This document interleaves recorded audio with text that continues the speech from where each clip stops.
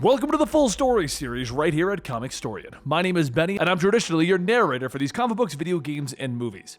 The full story series is basically us taking some of our older videos that are broken up into multiple videos over the span of sometimes multiple months or multiple years, and we combine them into a giant epic long video for you to enjoy. Today we're going to be covering the Milk Wars storyline, which is a multiversal breakdown storyline that involves the Doom Patrol and the Justice League and a bunch of other stuff.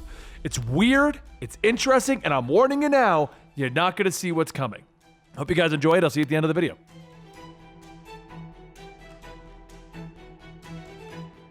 As the representatives of retcon prepare for their presentation, a voice shouts that, "Okay, you same-faced potch peddlers, let's wet our beaks and get ready to bargain." The presenter nervously adjusts his glasses, telling the man that there's no need to shout, but nevertheless, retcon is happy to have him in their home office here in Final Heaven. In light of recent events, they have moved their business model away from broadcast to reality estate. This world that they are offering has a broad and unassailable appeal. The man at the table asks, "Is this a joke?" "Of course I'm ready!" Lord Manga Khan slams his hands on the table shouting, "I am ready for the deal of my life!" The presenter says that he will surely get that here. Now, allow him to introduce what they are selling today.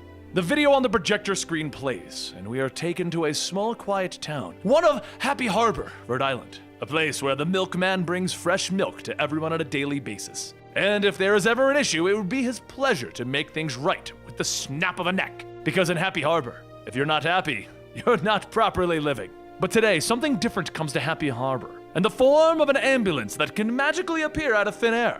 The ambulance lands and it comes to a screeching halt, and a group of people get out. And those people are the Doom Patrol. Jane looks around asking if this is where retcon sent their rocket. Why here in Happy Harbor? Casey tells her that she doesn't know, but what she does know is that this place is so pastel. As the group moves towards one of the houses, Casey pushes open a door and sees several bottles of spilt milk on the ground and says that no one likes dairy this much. As they walk in, they find a thing. A living thing with udders. The owner of the house runs out telling everyone that he would appreciate it if they stepped away from his grandmother, and while they're at it, get out of his home. Mrs. Fox nervously peeks around the corner, stating that she's already contacted the neighborhood watch. Intruders are not welcome here at Happy Harbor. Another voice then tells Mrs. Fox, "It's a good thing that you did. These hooligans shouldn't be here." Everyone turns back to see Lobo, or rather a different version of Lobo, as he finishes lighting his pipe. He tells them, "My name is Carl Lobo, and how can I help you?" Cliff Steele grabs Lobo by the hand, crushing it, telling him, "You best get your cardigan carton crab cake self out of my way." Lobo pulls his hand back, telling him, "Now that type of language is a big N-O before the kids are asleep." Just then Lobo grabs Cliff and he throws him across the room.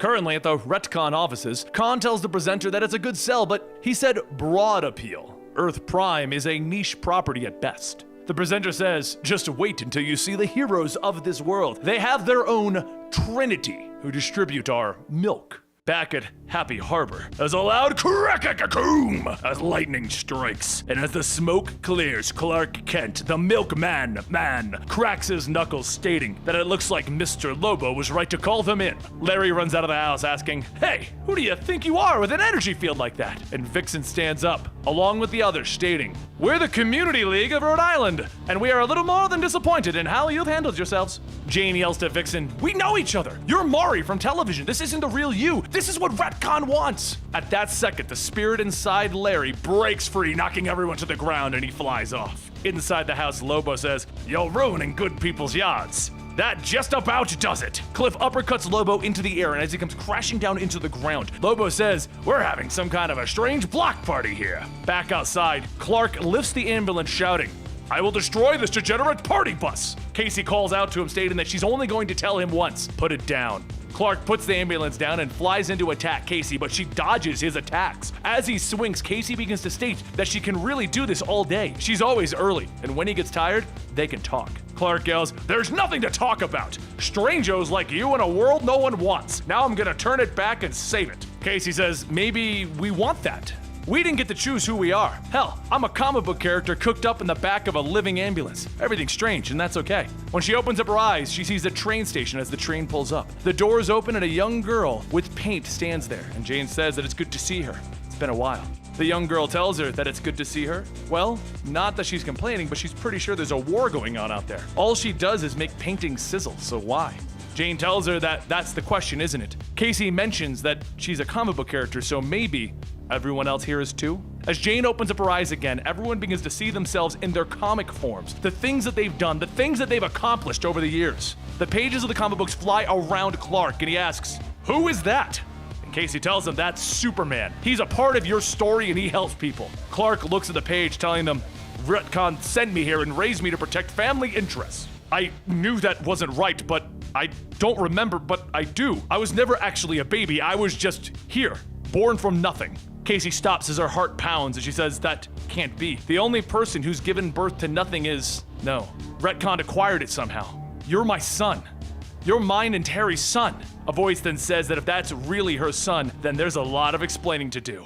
Casey looks back and sees Dinah, along with the rest of the Justice League of America, back to their normal selves. Clark tells them, "You all look so strange. Don't look at me! Don't look at me!" He screams, blowing everyone away from him, and a second later he rockets off into the sky. Ray creates a light telescope, stating that that was superluminal speed. His trail cuts off once he passes the moon. And then Ryan begins to scratch his face, stating, "So, what are we all doing here? And for that matter, who are you people?" Jane says that they're the Doom Patrol, and superhero fights really are not their kind of thing. Dinah tells her that she thinks she remembers them from a long time ago. Didn't someone have a purple kid's toy on his head? Kinda hard to remember anything. Jane goes on stating it's because Happy Harbor has been adjusted, along with all of them, by retcon. Somewhere, everything that they do is entertainment for beings beyond their conception. The retcon used to control the programming, but once Doom Patrol shut them down, they started selling their reality cheap. They're using milk and people like Milkman Man to homologize and sanitize everything.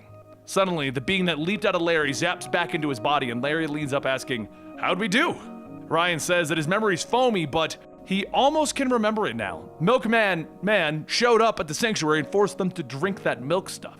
Just then, something begins to appear in the sky, and there's a loud zeep, and a small little eyeball drone appears. It scrambles to get in the center of everyone, and then it starts to project an image. The person in the image explains that his name is Cave Carson. 24 hours ago, him and his friend Swamp Thing discovered the home office of Retcon, an extra-physical corporation that manipulates Earth. However, he only had a few seconds, so he's sending this eye out to sites where Retcon's quantum adjustments are dense. The eye knows how to find him.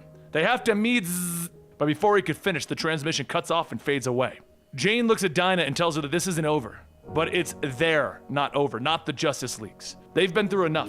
Dinah asks, "Are you kidding? If you're going after Retcon, the Justice League is going with you." Lobo throws his armor on Cliff, and Cliff says, "Tight quarters with this dollar store monkey, why not?"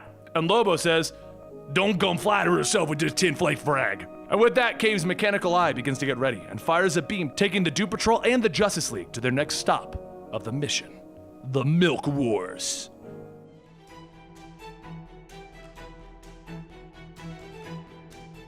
Once upon a time, there was a poor little girl whose mother lived far away, and her father, well, he didn't live at all. The girl was sent away to a dark and lonely place, and this place was a place where raw matter was turned into monsters. The girl broke the shackles of that place and she ran away, but the monsters had already burrowed deep within her bones.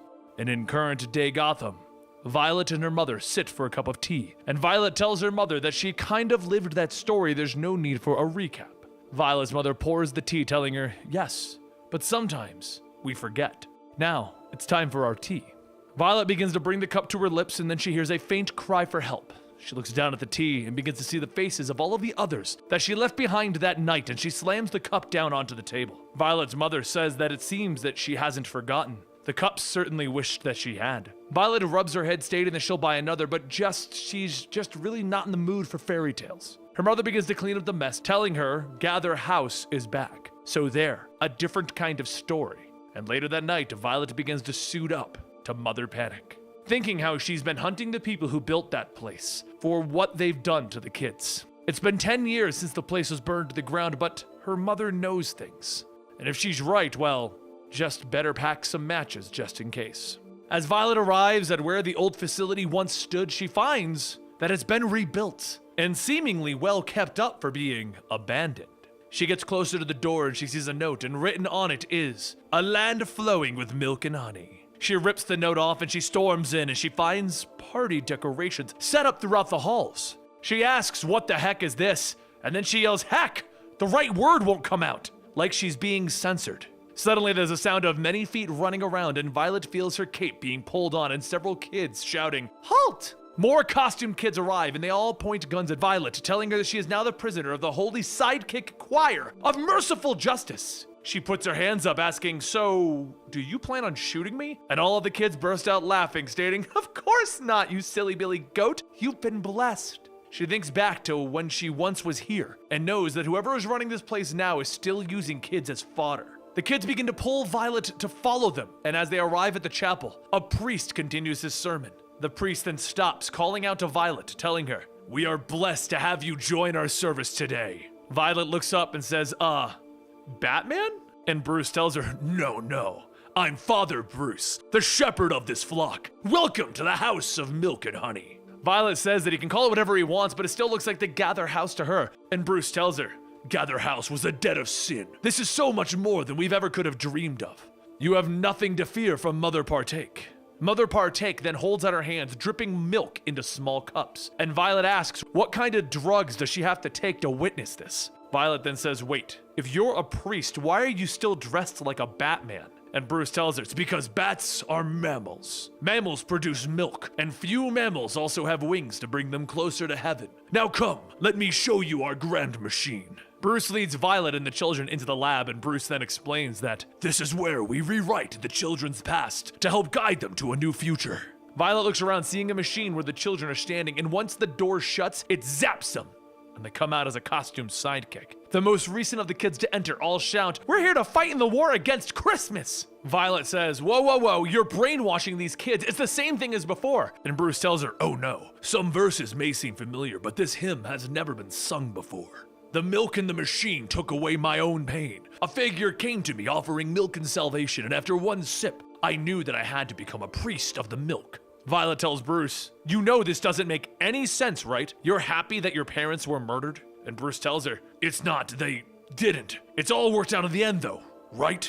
Mother Partake takes Violet's hand and walks them over to the machine, telling her that she'll be next. And just as the last child goes in, Violet looks at her and tells her, "No, I know you. You've saved me twice. I've been through more than any kid should have to deal with." The door to the machine slams shut, and after another zap, a young child jumps out yelling, "Fennec Fox is here to join the fight!" Violet yells, "No heckin' way!" And she leaps in to punch Bruce. Bruce deflects the punch with the holy book of bat manners, and he knocks Violet down, telling her, "You must be reborn with the milk. How else can your life be made whole?" The kids all begin to surround Violet, and as one gets closer, she grabs the gun, taking aim at Bruce, telling him, "It all stops now, no more experiments." And Bruce asks, "Would you really shoot your own father again?" Violet says that they'll find out, and she pulls the trigger. The shot goes straight through Mother Partake, shattering her glass-like body, spraying milk everywhere. The milk hits Bruce, and everything begins to melt away as he screams. And she says, "Okay, this is really heckin' weird. Also, can't wait until words work again, but is everything okay?" Bruce stands back up as Batman, telling her, "We need to get the children away from here."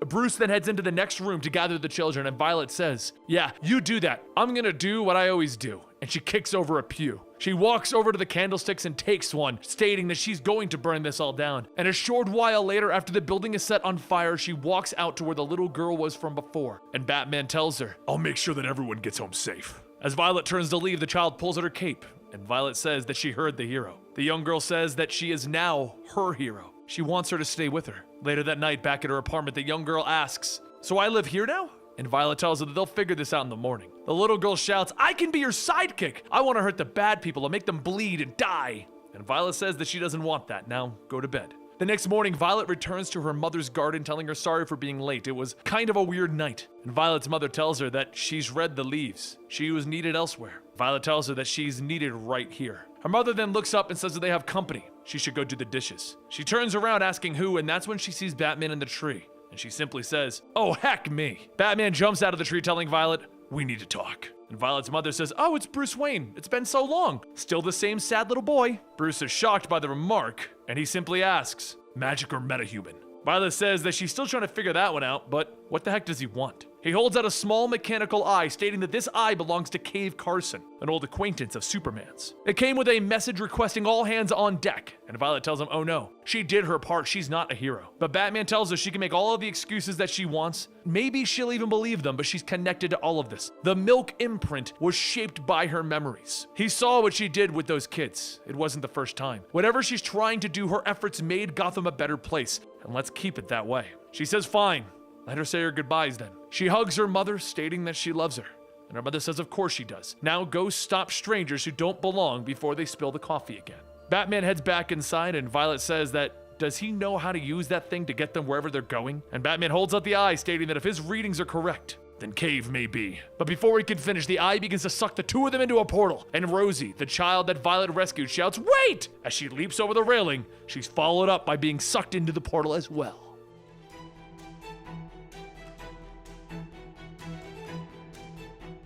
As Diana relaxes in her milk bath, she lets out a sigh of relief, stating how her mother told her that she couldn't bring paradise to the mainland. But this is paradise. And this story isn't about Diana the Wonder Wife and her life in the Hall of Moms. This is about Shade.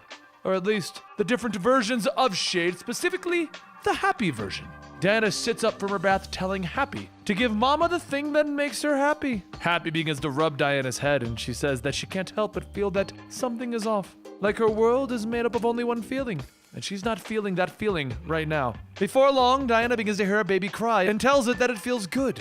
It makes her happy. This will make her world happy. This will make Steve happy. The baby continues to cry, so Diana has Happy bring over the baby. It's milk time. As Happy goes to get the baby, Sad wraps Diana in her towel, and Happy hands over the baby, which is a dustbuster. Diana brings the baby to her chest to feed, and Happy begins to think that she knows that Diana was built for more than this. More than a leader about what they should feel. Wait, did she just think that? Where did that thought come from? Wonder Wife. There must be battles other than the emotional kind or the domestic that they can win. Later, as Happy lends to the household chores, Sad begins crying because being sad is never any fun. Happy begins to mop up Sad's tears, telling her that she's going to hurt herself with all of this weeping. It's bad for Wonder Wife. And as Happy pushes the mop, a small mechanical eye crawls up her hand and latches on. Happy yells, ouch, and she reaches her hand, throwing the eye into the bucket of water, thinking that she just needs to go about her day and not trouble Wonder Wife. Happy then takes the bucket of dirty water to go drain and thinks, what is happening to her today? Why is she feeling these things that aren't happy? There's a word for what she's feeling. Is it angst? No, it's not a thing. If she had poetry, it would address this feeling. Wait, what's poetry? As Happy gets closer to the closet, the eye from before shines a light onto the door. And within that light, it shows the door chain shut and the word danger written onto it. But what is that door? She's never seen it before. She'd better report this. She reaches out, putting her hand on the door, asking, what is she doing? That's right, putting the mop away. She's always happy to do her job. Happy heads into the closet to drain the bucket, and as she does, the eye jumps out, and Happy asks if it's a rat. The eye shines a light onto Happy's eye, and she begins to see Diana, but different, not as Wonder Wife. Suddenly a voice calls out to Happy, and Love tells her it's time for milk. She loves the milk, and the milk loves her. Happy tries to say that she saw a rat, but Love tells her no, there was nothing there. You're just hungry for the milk. Happy goes back to the living room to have her milk, and as she watches the TV, the characters on the TV, Rita Farr begins talking to her. Rita asks her where is her honey. She has to think, and then Rita comes out of the TV. Happy shouts, asking who is she? She doesn't have any honey. And Rita tells her, honey is what makes her happy. Remember your heroes. Happy asks the other if they have any honey, and Angry tells her, holy crap, there's no honey, only milk. Stop wrestling with yourself because it's getting annoying. Happy looks back at the TV and says that something is not right here. But before she could go on, Diana comes in telling everyone to come on. It's feeling o'clock. Time for the women's rally. Happy tries to control herself and she ends up knocking over the bottle of milk on the table. Diana runs her fingers through the milk, stating that something has happened to her. She doesn't like when things are out of place. They need to fix whatever it is. Wait, why is she thinking about cleaning up in here? What is this? Is this her job? And as Diana sucks the milk off of her finger, she says, she knows this place now. Milk makes everything all better. Diana then leads the girls out and says to keep it up, Shade Force. We have errands before the rally. I've got to get Steve the things that he wants. Happy asks why doesn't Steve get the items himself, and Diana shouts, what is with you today? You're making me mad when I'm supposed to be glad. As everyone walks through the door, Happy stops by the door that she saw before, now covered in flies. She asks if something dead back there. Love tells her that she doesn't see anything and they need to go now. And Happy looks down, seeing maggots and then the cybernetic eye from before. However, before she can reach for it, Love pulls her away. Suddenly, Happy's vision changes and she sees herself, but with all of her emotions. Happy blinks and looks at the posters of Wonder Wife and begins to see something else, like these posters of Wonder Wife in a different life. Later, Diana takes the girls out to do their errands and attend the women's rally, and when they get home, everyone gets ready for the Tupperware party. While they wait, Love asks Diana if she could tell them a story about love, since Bupperware is all about love. Diana remembers it all. The day that Steve came to Paradise Island and she pulled him out of the water. She knew that she was his bride. Happy says, wait, she's heard that was all lies. There's a different version and she has to remember it. There was a great war, a world war, and they had a job to help humankind from destroying itself. Diana tells her no, she married Steve and she couldn't have been any happier. Wait, were you saying milk? Diana knocks Happy down, and before Happy can get back up, she sees the eye from before display the message, need your help. Diana shouts, that's right! I get angry at the food and the love and the feelings that I prepare for Steve that are getting spoiled, but thank goodness for Bupperware! As Diana opens the lid to one of the Bupperware containers, the eye from before crawls out, and Happy shouts, they can't let it get away! Happy pushes Diana out of the way to grab the eye, but before she can, Diana grabs her and says that this does not make her happy! You're supposed to make me happy! Diana then throws Happy against the wall, creating a hole, and Diana tells her that she needs to behave. Now they need to feed the babies! While the others grab the babies, Happy sees the eye crawling on the floor, and then sees it run into a crack. She turns around, seeing the poster of Wonder Wife, but it's covering another picture. She begins to pull apart the wall to get in, and as she reaches in, she grabs the eye. And Diana looks at the wall, asking what is in there. It would make her happy to know. What she sees is a set of embraces, a tiara, a lasso, and Happy says that it's a clue. Soon, all of Happy's emotions begin to combine back into one, and Diana pulls her out of the wall and onto the ground. Happy puts her feelings into the eye, telling it to go, and Diana punches her, telling her to give that to her. Diana then grabs for her golden vacuum, shouting that she doesn't want things to change. She is Wonder Wife! She is their domestic feeling goddess! And after hitting Happy with the vacuum, Happy binds Diana, telling her, no, you are Wonder Woman. Diana yells, I am every woman! And just then, a wave of feelings begin to flood out, and Diana asks how she could forget. Every woman plus every woman equal Wonder Woman. Diana grabs onto Shade, the changing girl. Shade is who Happy truly is, telling her that she is so sorry that she had forgotten. It all seemed so real. Shade tells her it's a good thing that she's a reality rebel. Now their ride is here, and there's so much that she needs to tell her. Diana says that's okay. There's work to be done in a world to save. As Happy begins to place her into the eye, Shade joins her on the inside, and Diana says that it's good to be back. Shade tells her that the world needs her to be wonderful, so let's go save it from this milk madness.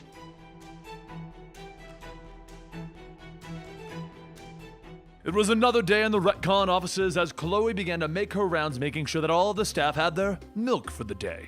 As she stops by her father Cave's cubicle, he takes his carton of milk and he gets ready to drink, but his stomach begins to rumble as he puts it down.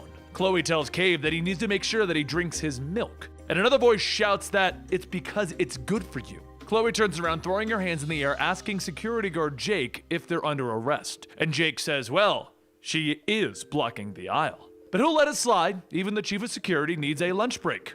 You in? Cave tells him that he's not sure if he's hungry, but he could use a break. Later, as the three of them head over to the cafeteria, Chloe and Jake begin to eat their lunch, and Cave begins to sweat, stating that he's not feeling too good. Just behind them, a woman goes to drink her milk, and a small cybernetic eye breaks out of the carton and begins to crawl all over the woman. The eye then jumps onto Chloe, and while everyone is distracted, Cave gets up and runs over to the salad vending machine and begins to get handfuls of greens. After stuffing himself full, he begins to throw it all back up, except the greens begin to grow and they begin to spread. Vines begin to grab onto people, and as Chloe tries to help the people who are grabbed, she stops to see the vegetable versions of herself, father, and Jake. The three vegetable people begin to talk amongst themselves, and Jake the vegetable says that whatever they're going to do, they'd better do it fast. One of the people who are grabbed by the vines begins to talk, stating that it was a clever plan. Humans are so very, very clever. We were supposed to keep you here until the boss came back, but now it looks like it's time for me to punch out. Pleasant dreams. As the vines tighten, it squeezes the man's head until milk sprays out, and Swamp Thing rips the man apart, stating, "Hello, old friend." Jake grabs a fork, shouting over his radio that they have a code 3, but as Swamp Thing begins to grab him, he squeezes the milk out of him. Next, he does the same for Chloe, and Cave tells her that it's okay. Swamp Thing is getting the crap out of her system. She leans back up, asking why is she wearing a sweater vest and what have they done to her? Cave then asks Swamp Thing what was he doing living in his stomach, and Swamp Thing tells him that he was only doing what he was asked to do. He had called him to help identify this mysterious building, far from the settlements of man. It was poisoning the ecosystem. It was here that he heard of the dreamers, tortured souls trapped inside of this building, and they were trying to free themselves from those called retcon. Just then, another retcon employee breaks down a door, shouting that they must kill them. Cave jumps into the vents, and Chloe asks what about the others, and Swamp Thing gives Chloe a flower, stating that she needs to go. With that flower, he'll be able to locate them later. After a bit of crawling, Cave, Carson, and Chloe locate an abandoned building with mounds of papers stacked everywhere. Cave hops down, letting his cybernetic eye go through the system, and he begins to get the records of how retcon has been creating stories as old as time, all to promote truth and marketing the retcon way. But the more that Cave looks, the more that he realizes that retcon is selling everything, including their dreams. What is Milkman Man doing here? Just then, Chloe shouts, and as she runs back, dozens of little figures begin to chase after her, and she yells, asking if he's seeing this too. The figures begin to overrun Cave, and as he picks one up, it begins to crumble, revealing a fleshy inside. Cave rushes the one that he's holding, and then there's an explosion from out of the vent, and it begins to rain green liquid, and as Swamp Thing begins to pull himself back together, he says that he told them that he would find them. Chloe says that's nice, but what about Jack? And Swamp Thing points up, and from the vents, Jack jumps out, shouting that what they're looking at is the brand new Wild Dog. Together with my team of growlers, we're gonna end this. Cave and Chloe begin to fight off the growlers, and Swamp Thing punches Jack in the face, knocking off his mask. It sparks, it cracks, and Jack asks, what the hell? Where am I? And Cave says, don't worry, you're back now. Cave then says that he found out where they need to go next. These people have been dealing with what may be monsters, but they have a sense of humor. Cave leads everyone to human resources. A giant machine is filled with hundreds of humans siphoning off their thoughts. Chloe asks if they're alive, and Swamp Thing tells her, not in the way that they should be. Swamp Thing sits down, stating that there are so many voices, too many emotions going on at once. And Cave asks, what are they gonna do to shut this down? And Swamp Thing tells him, perhaps you can join me in the psychic plane to help decipher this message. Swamp Thing creates a small bundle of flowers, and Jack burns them, allowing everyone to breathe its aroma. Everyone closes their eyes, and they begin to see the people within the machine, all of them authors and artists, all of their emotions crying out in pain. Retcon is using their creativity to fuel the process of milk brainwashing. It's art killing art, and all of them stating, kill us. At that moment, Cave reaches down to unplug the machine, and as he falls to the ground, he begins to speak to his cybernetic eye. 24 hours ago, the Earth element known as Swamp Thing and I discovered the home office of retcon. This is the message that has been spread out throughout the multiverse, back to the home world for Wonder Woman, Superman, and Batman. Seconds later, everyone gets back up to their feet, and there's a bang coming from one of the doors. Cave pushes his eye back in, and Jack says that if Swamp Thing can grind up all of the dead bodies here, he can make a fertilizer bomb that'll put an end to this. Cave gives him the thumbs up, telling him it's a solid plan. Let's end this nightmare. And once Swamp Thing pulls all of the bodies into a container, he grinds them up. Jack uses a small explosive to then blow up the entire server room. And Cave then hands his cybernetic eye to Chloe, telling her to listen closely. They need to get out of here. Everyone needs to stay back and make sure that nothing is left. Chloe says that he can't, it would be suicide, and Cave says that she needs to trust him. He's given the cybernetic eye instructions on what to do. Now get out of here with Jack. Swamp Thing grabs a hold of Chloe and Jack and jumps out of the hole in the wall, telling him, good luck, my friend. Cave says that he won't need it. He'll see them soon. And as they leave, he sighs, stating, please forgive me, Chloe. He turns back to the door and he opens it and walks into a group of monsters all looking at them. All right, take me to your leader. But now that we know how it all began, now we know how all of the heroes came together, we know what Milk Wars is. Let's end this story.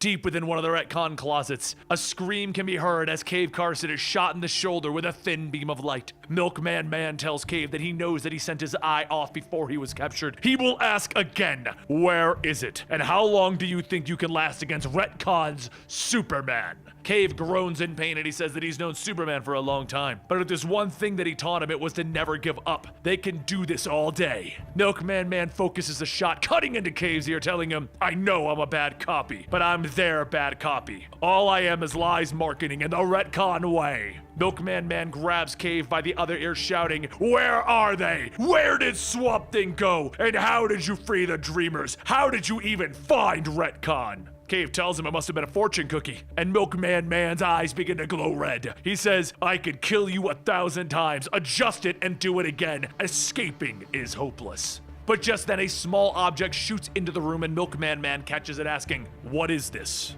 He looks at the cybernetic eye and Cave laughs, telling him, it looks like I have something in my eye. At that moment, the JLA and the Doom Patrol materialize out of the eye, destroying everything around them, pushing Milkman Man away. Flex grabs onto Milkman Man and Milkman Man asks him, can't you weirdos stop following me? You shouldn't have come here. You saw me cry! I was a retcon copy, born of a blank reality shattering infant. And Jane shouts, that's why we're here to help you. You're as much of a victim as any of us. Milkman Man says, you came to see me sink even lower than Happy Harbor. I'm not the victim. He rushes to punch Cave, but his punch is caught, and Diana, Wonder Woman, tells him that there is no shame in being manipulated, but there is strength in surviving it. Milkman Man shouts for her to let go, and Diana says no. He deserves to be loved, not on the whims of a selfish conglomerate like retcon. Please, let us help you. As the two struggle for power, Milkman Man says that he doesn't need help from a Greek centerfold. I've got all the help that I need. The retcon brand. Just then the walls are destroyed as giant rampaging monsters burst in, roaring, and meanwhile upstairs in the presentation room, Khan is hearing all of the noises and he says that it sounds like they've got some ants in the walls. This is a discount discourse. Hardcore haggling. Why should my client buy Prime Earth when it's clearly running wild? Are you selling me a lemon, retcon? The presenter says that is not the case at all. They have a failsafe for just these kinds of situations. Back in the closet, Diana fights with Milkman Man, and he asks, where's your husband? The men need to talk about what you're doing. And then another voice calls out to Milkman Man, son. Milkman Man stops in case he tells him, just wait, it's me, your mother or father, depending on how you look at it. But you know it's the truth. You don't deserve any of this. Me and Terry didn't know that we could have had you. You should be loved no matter what. Over in the presentation room, more shaking and rumbling can be heard, and Khan says that he knows of the brow quiver. This is my favorite part of the deal. Desperation. The presenter stands up and shouts, I have a counteroffer. If you and your client sanitize this infestation, we'll consider Prime Earth paid in full. Khan says that he'll make a call. One moment. While the fighting gets closer, Khan makes a call and then he hangs up and the presenter asks, how about it? Khan shouts, it's been decided. Sorry, champ. Negotiations are over. No sale. We have way bigger problems than spilled milk. As the noises get closer, Diana punches a monster from before into the presentation room, and the presenter shouts, for the love of, they're coming from all sides! We're trapped in here. We all know what we have to do. Bring out the ultimate failsafe. Everyone knocks out the giant monster, and Cliff says, all right, you press shirts punks, your daily shows are over. The presenter reaches into his pocket, telling him, that's tough talk coming from a copy, but I have something that's gonna fix this up right now. The presenter pulls out a small device and tells them that this is the ultimate refresh button for all of the multiverse. If you get any closer, I'm gonna wipe Prime Earth out like a magnet to a hard drive. One of the presenters tells him, hang on, that thing's supposed to be a deterrent, not actually used. And the presenter grits his teeth, telling the other person that if they can't sell Prime Earth, no one can! And he presses the button. Back downstairs, Casey sits with Milkman Man talking about his life, when they suddenly notice the world around them is burning and it's fading away. Casey asks what's going on. It's like everything is burning away at the edges. And Milkman Man says, retcon is liquidating their assets. Casey then asks, so if they couldn't turn people, they're just gonna end the world? And Milkman Man tells her, no, nothing that small. They're ending everything, the entire multiverse. Casey gets up telling them to stop this somehow. And Milkman Man holds her hand telling her, no, this is it. This is the end, and I've never seen anyone naked. Back at the presentation room, Shade looks at the burning spots and says that she didn't think her second death would be so plush and mundane. The large presenter shouts, you've lost your mind! And the first presenter yells, no, he isn't the only one who hasn't. Prime Earth is way past its sell date. Batman tells them, reality is popping like a balloon over a candle. This is beyond anything that we've ever faced before, but we have someone for this. All of your life you fought the mystery with truth, and now it's time to fight mystery with mystery. Muscle mystery. We need Flex Mentallo. Flex tells him, I'm flattered and all, but I'm just a superhero that's too in love with my own ridiculous body. I flex my trap and a bomb becomes a niche. Pulse my lat and the pentagon becomes a circle. But saving reality itself, I'm not sure anyone can flex that hard. Batman places his hand on Flex's shoulder and he tells him, and? So Flex goes on telling him, there is enough power. One so dangerous that I've never used it before. Inflation intensity. Vixen yells, whatever you need to do, flex or inflate, do it hard enough to hit that reset button. Dinah then says, more like defibrillate reality, really. Everyone begins to focus their energy and they give Flex all that they can, and they inflate everyone so that they can give reality the shock that it needs to repair itself. Suddenly, they hear life being shocked and everything begins to turn white, and with that, the world begins to rebuild itself. Pages start to be written. There's another, though, on the outside of everything, and her name is Rita Farr. Rita pulls herself into the strip with the rest of the JLA and the Doom Patrol, joining the comic universe, and then there's a loud bang. Adam looks around, and he asks if anyone else here is having a really weird day or is it just him? And Dinah tells him that he's right. It's like when you dream and you wake up 4 seconds before the alarm is about to go off. We were just in a fight, weren't we? Jane then says it's like half memories that don't quite fit. Like Rita there, she wasn't in any of the memories. But that's not true, right? Rita tells everyone that she's been here since the beginning, but whatever's happened, her memory of it is just as elastic as the rest of her. There was Retcon, a reality real estate corporation. They wanted them all to be the safest, cleanest versions of themselves, all to make it easier to sell. And Casey asks, so that means we won, right? The world around us is still strange, but so are we. Another voice tells them, things sure are, and some of them are stranger than others. Everyone looks over to see Cliff, no longer the robot man, but a human version of himself. He goes on stating that he doesn't remember much, but he knew that he was fake. And whatever the who he was, Robot Man's realer than dirt now that Retcon's out of the picture. Diana sees Casey walk alone. She tells her that her team fought well. And Casey looks up with a partial memory, telling her that she feels like there's something else. A sad voice. She thinks that she may have had a child, but it's all nothing. Diana reaches out and says that the holes in their hearts cannot be named, but they may always have to find ways to fill them. Casey tells her thank you for her support, and with that, everyone looks out at the ocean, not realizing that now, the Milk Wars are officially over. So there you go. Milk Wars is basically if they were to commercialize the DC universe, this is what would have happened to it. Do you guys like the Doom Patrol? Because if you do, I want to cover more of their stories. So let me know in the comments down below if you enjoyed this, because I kind of like bringing this back since Doom Patrol is kind of an older thing at this point. Either way, what did you guys think of this video? Let me know in the comments down below what you thought about the Doom Patrol, the video. And don't forget to subscribe to get full story videos every Monday and then various comic books throughout the week.